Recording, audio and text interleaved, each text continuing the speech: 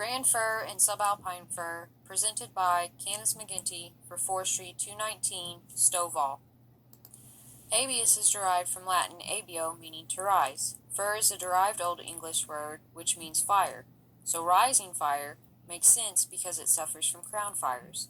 The Grand Fir is part of the Piaceae family. The needles are spread out in opposite arrangement along the twig. The needles flatten out in rows. This makes them unlike other conifers. The needles in direct sunlight bunch up and crowd the top of the twig.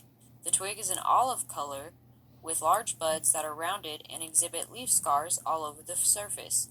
The cone sits atop in an upright position on the branches. The cone, like other firs, break down and depart at maturity in dispersed winged seeds, but because the cones sit so high in the tree, it is very rare that someone comes across one. The Grand Fir is similar to the bark of western hemlock. It is also called the lowland fir, and it can grow up to 200 feet tall.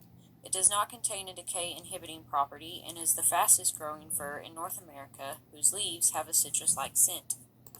The annual average rainfall for the Grand Fir's native range is between 20 to 100 inches, which varies the growing season to 60 to 250 days.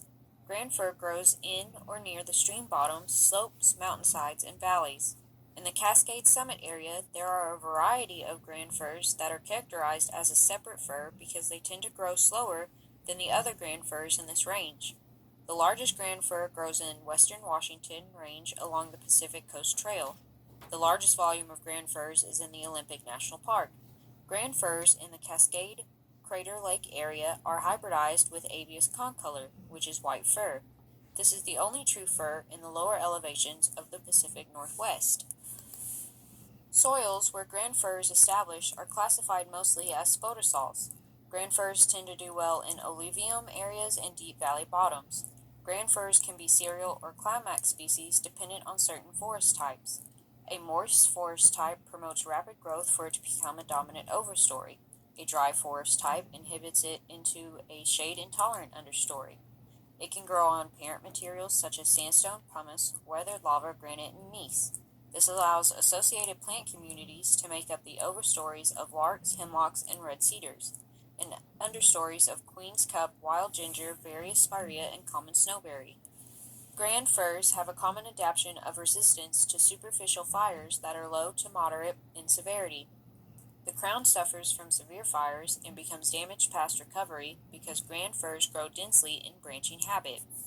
Grand Firs enter regeneration after fire exposure, but seedlings can perish at temperatures at and over 121 degrees Fahrenheit for more than 10 minutes. Grand Firs are included up to 17 cover types, but are only a major component in 6. These types included, but not limited to, western larch, western white pine, interior Douglas fir, western hemlock, western red cedar, and western red cedar, western hemlock. The Grand Fir provides excellent browsing and habitat use for small animals, like woodpeckers, deer mouse, and the American marten. It's not liked by big game species except for the northern Idaho moose species, the sciurus.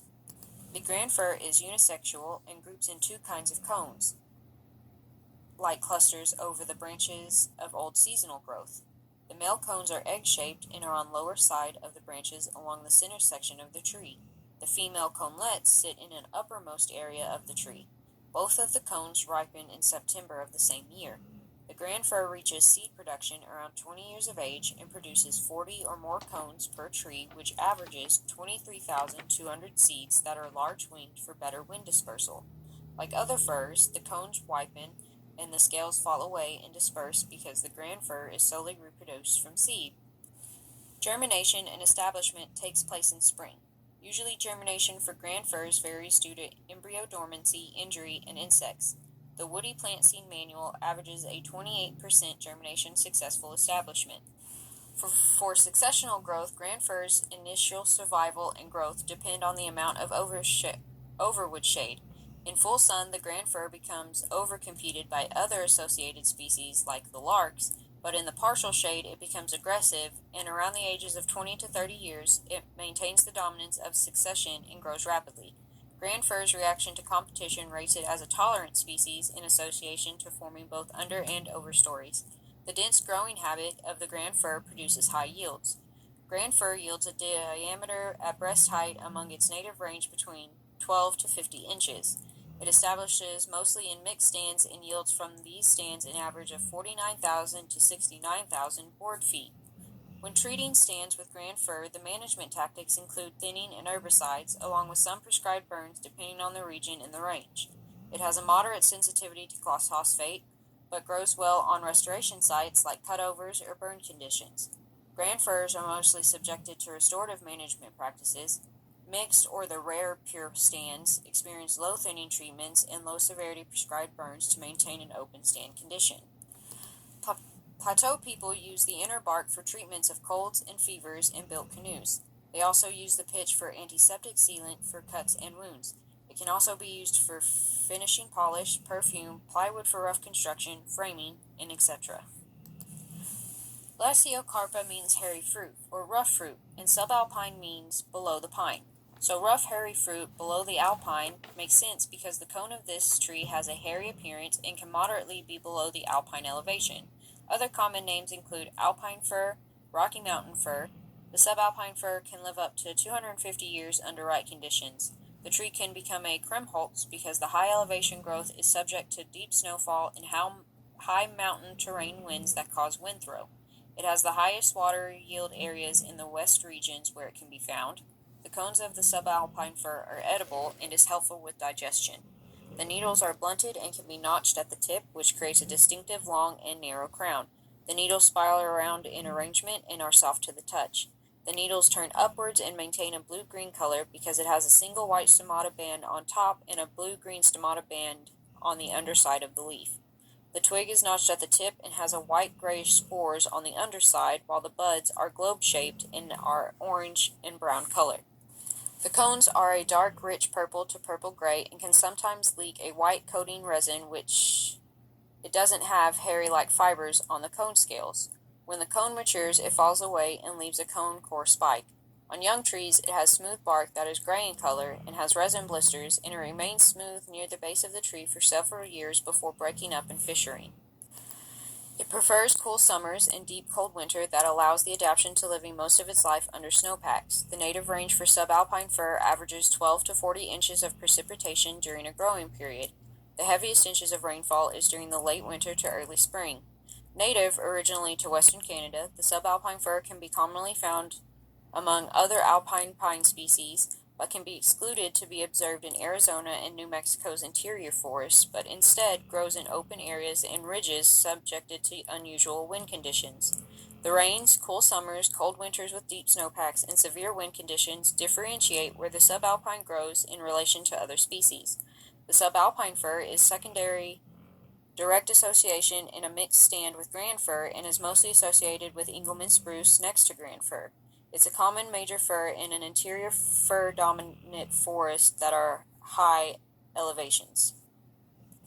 It grows well in strong acidic loams, including sandy and silt soil profiles from lower slopes. Floodplains and glacial sites are also growing sites.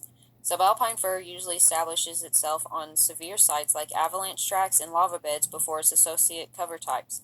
With this ability, subalpine fir can become a pioneer species or can influence exclusion of certain plants. Associating understory consists of cascade azaleas, dwarf huckleberry, various spirea and junipers, myrtles and sedges, and pine savanna type grasses, and all similar understory as the grand fir. The overstory has other associate plants beside the Engelmann spruce, such trees like the Noble fir and the alpine larch. The fuel of the needles, dry cones, and self-pruned branches maintain an irregular fuel bed, but since cool and moist conditions slows the decay of organic material, the fuel bed builds up to an amount sufficient to be a fire source and allows the subalpine fir to burn as equally as intense as a grand fir fire, and suffers just as severe crown burning. At lower elevations, the subalpine does establish itself and is subjected to more frequent and intense fires, which average a return every 17 to 25 years, while higher elevations experience a 100-year or more fire return. Subalpine fir has a severe sensitivity to fire and has a low survival rate, even in low-intensity fires, which makes it the least resistant to fire of all western conifers, but mostly avoids fire due to the terrain and its preference for cool and moist to wet areas, and is susceptible due to the bark that ignites quickly and roots shallowly, experiences soil heating, and the low branches with flammable foliage. When experiencing its fire seasons, it ranges return by 100 years. If it is any more frequently, it tends to kill off many of the subalpine firs. Subalpine fir depends on wind-dispersed seeds to land on fire-distributed seedbeds to germinate and start its regeneration of the disturbed area whose establishment is dependent on the seed source that is available adjacent to the site. The surviving of mature trees or protected pockets of subalpine. The higher the fire is in elevation, the harder the reestablishment is to survive and may leave these areas open for several years to decades, like 70 to 50 years. This allows succession of grasses and sedges to compose a subalpine fir meadow. The cover value for subalpine fir is beneficial to both big game, small mammals, and avian species because it provides hiding cover during winter, calving, and rearing. These types of big game include elk, mountain goat, and grizzly bears. Small mammals, including typical small hares and porcupines, and birds like the blue grouse, and other various cavity nesting birds. Old-growth subalpine fir stands provide critical habitats for grizzly bears in the native range of their distribution. Subalpine are monoecious. The male cones have many that create a pendulum-shape-like cluster, and the female cones are less than the male clusters in numbers, but sit upright in the upper part of the tree. The pollen is wind-carried during spring to early summer, and the open cones during August to October, and the seeds mature in mid-September. The subalpine fir bears cones at 20 years of age and reaches a maximum production for seeds between 150 to 200 years of age. The tree averages about 34,800 seeds that are large-winged to be dispersed mainly by wind.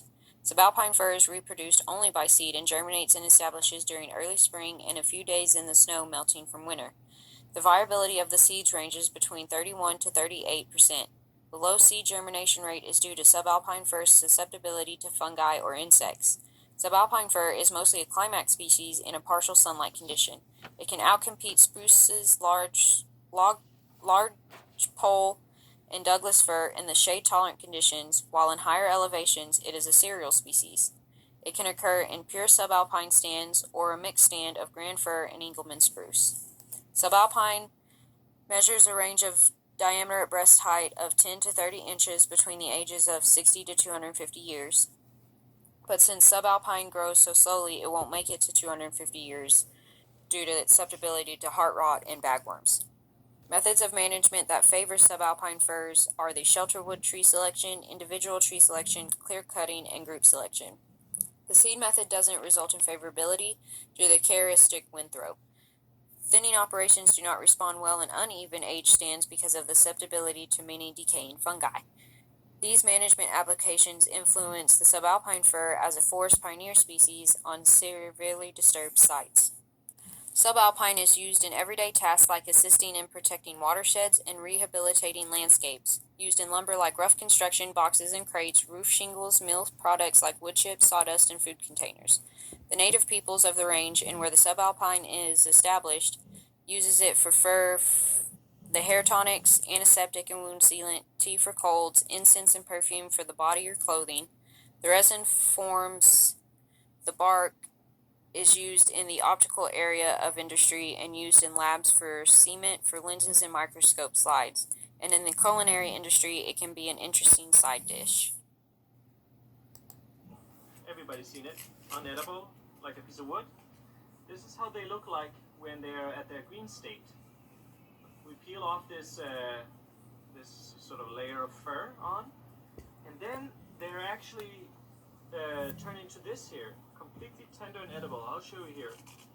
You slice them off, and they're tender. And then you can also barbecue them, which is what we've done here. It's basically a pine cone on the cob, and which Nate will now demonstrate how to take a bite off. Can I see? So juicy. Pine cone on the cob. That's the newest thing.